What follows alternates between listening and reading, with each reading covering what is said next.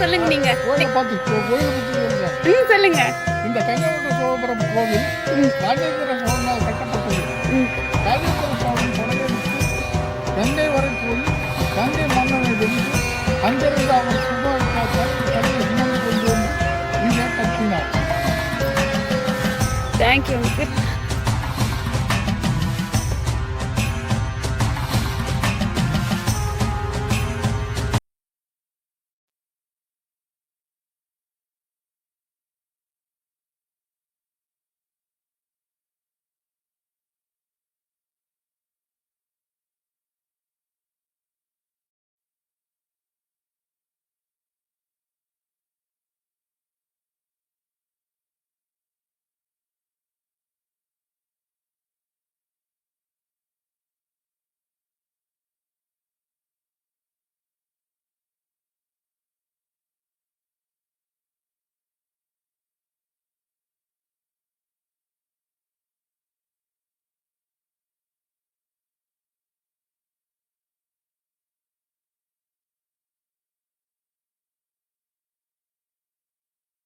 சோழபுர கங்கை கொண்ட சோழபுரத்தின் மண்ணின் மைந்தன் இவர்.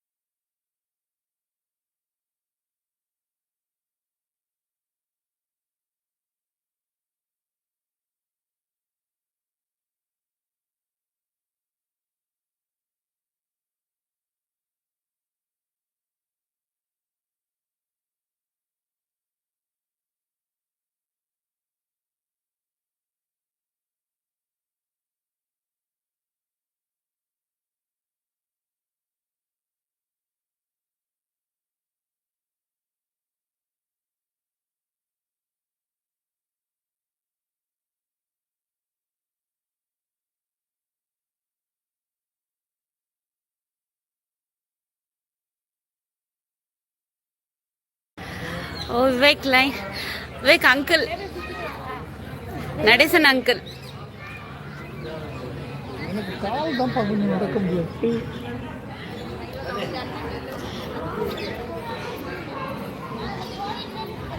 இது துர்கையம்மன் கோயில், கல்யாண மண்டபம். இதுதான் கல்யாண மண்டபம். கல்யாணம்லாம் அங்கே தான் நடக்கும்.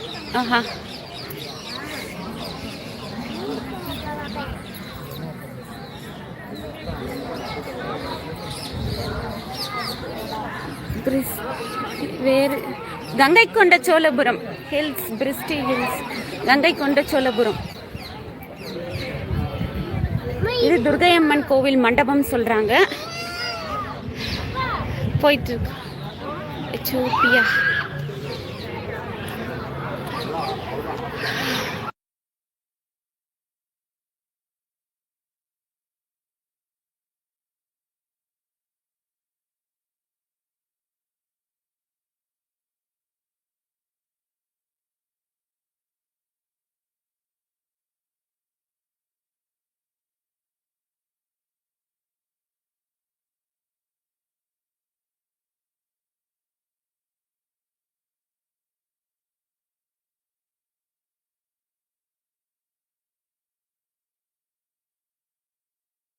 S India.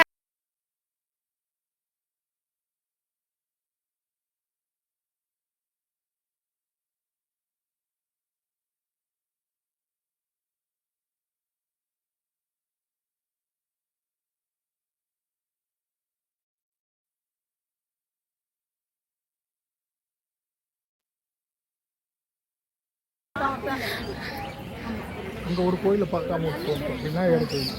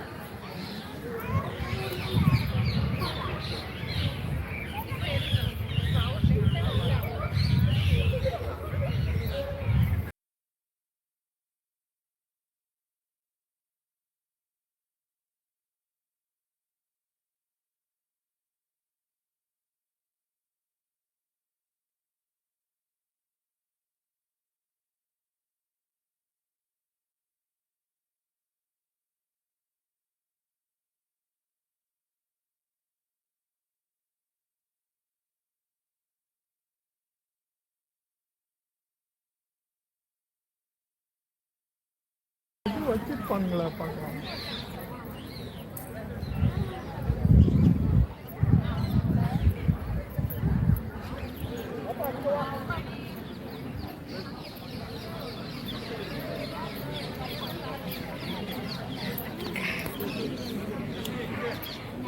இது எடுத்துக்க. Bristol Hills for you. This is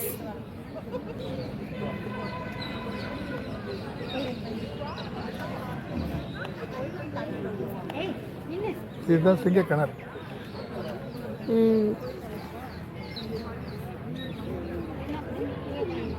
திருவிழா காலத்தில் திறந்துருக்கும். இதில் உள்ளே போயிட்டு அங்கே உள்ள அந்த கிணத்துக்கு போவோம். அந்த கிணத்துல போயிட்டு எல்லாம் தண்ணி தலையில் போட்டுட்டு வருவாங்க.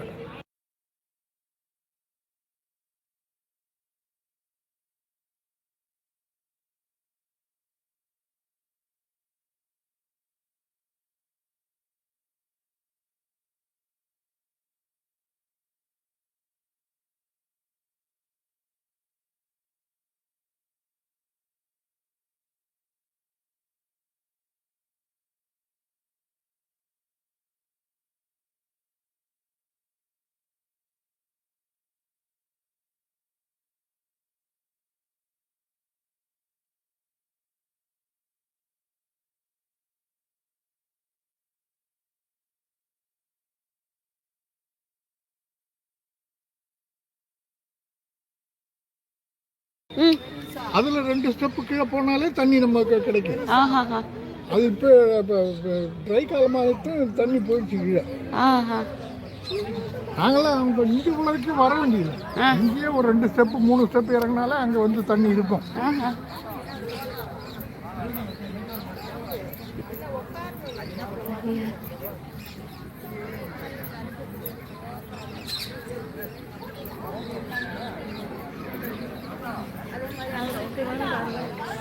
நாகப்பூ மரம், நாகப்பூ. இது நாகவல் என்னது, என்ன பூ இது? நாகப்பூ மல்லியா? இது என்ன பூ எனக்கு தெரியலையே.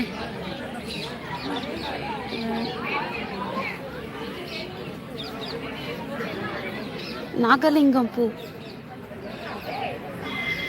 நாகலிங்கம் பூ இது.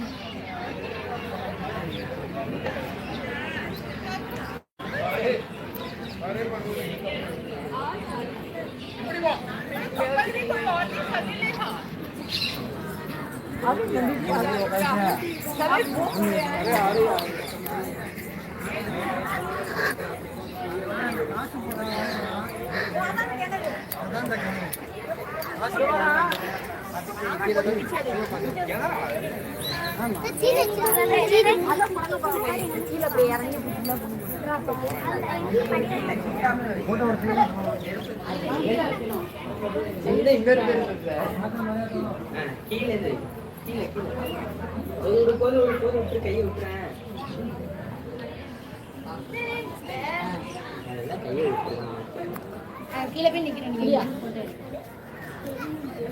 பாத்தியா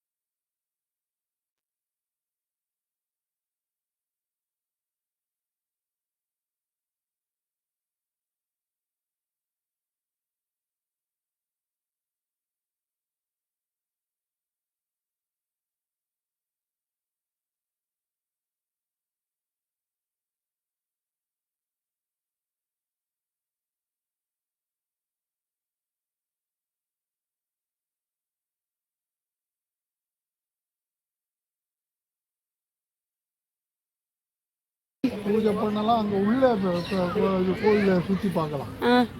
கட்டடக்கலைங்க இது ஒன்றும் பெரிய சாமி பக்திக்காரவங்க இல்லை.